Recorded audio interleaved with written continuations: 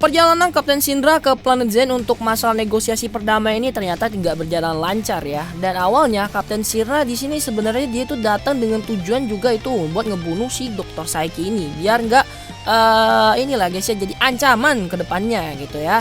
Nah, di sini dia juga udah pasang ya banyak bom itu di semua sudut dari markasnya Dr. Saiki. Terus karena ngelihat nyawanya di sini terancam, Dr. Saiki di sini itu sedikit melunak dan nawarin lah solusi baru. Dan akhirnya di sini Dr. Saiki itu nawarin solusi asalkan ya si Ratu Amate itu bersedia ngasih setetes saja darah kerajaan dia itu ke si Dr. Saiki, maka dia bakal langsung narik mundur semua pasukannya itu si Belzeb ini dari planet Kanon dan gak akan pernah muncul lagi di sono. Nah, dirasa karena tawarannya Dr. Saiki ini juga lumayan ya, akhirnya Kapten Shinra ini kembalilah ke planet Kanon dan ngelaporin hasil dari negosiasi sama penawaran dari Dr. Saiki.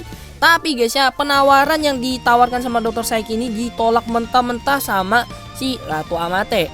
Baru aja si Kapten Shinra ini keluar dari ruangannya si Ratu, Kapten Shinra ini kebetulan itu ketemu sama si Shogun ya. Dan Shogun di sini guys ya, itu kayak nunjukin semacam ekspresi wajah yang kalau kita lihat di sini tuh cukup mencurigakan ya. Berpindah tempat ke tempatnya Guy sama Jagger. Jadi setelah dia ngobatin anak yang mereka tolong, Guy di sini tuh mutusin lah buat nyari penduduk lain dari planet itu buat ngejaga si anak ini gitu ya. Nah, gak lama kemudian guys ya, ini Beamstar muncul dan kemudian nyerang Guy sama si Juggler. Guy di sini segera berubah jadi Orb dan bertarung dengan si Beamstar.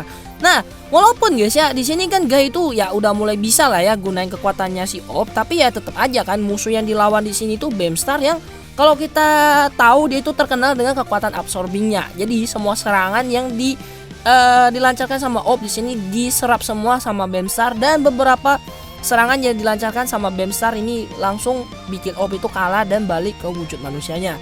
Terus ngelihat Beamstar yang melarikan diri, akhirnya Guy dan Juggler ini segera bergegas buat ngejar Beamstar ke luar angkasa lagi. Di planet Kanon guys ya, malam harinya saat sedang di kamar, Ratu Amate di sini tuh lagi ngelihat foto mendiang ibunya. Dia kemudian teringatlah dengan kejadian di masa lalu di mana ini ya ibunya itu berubah wujud menjadi ini dewi perang untuk ngelawan kaiju yang nyerang planet Kanon ya. Nah, gak lama kemudian guys ya, di luar itu terdengarlah suara dari para penjaga yang dibuat pingsan sama seseorang. Nah, Ratu Amate di sini segera matiin tuh lampunya dan nyari tempat bersembunyi.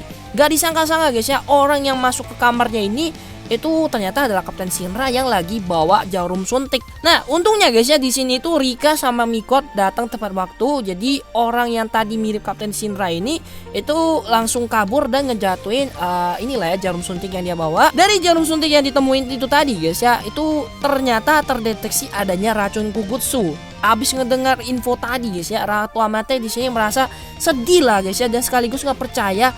Masa orang yang dia percaya yang udah kayak dianggap bapaknya sendiri guys ya itu bakal mengkhianati dia gitu ya.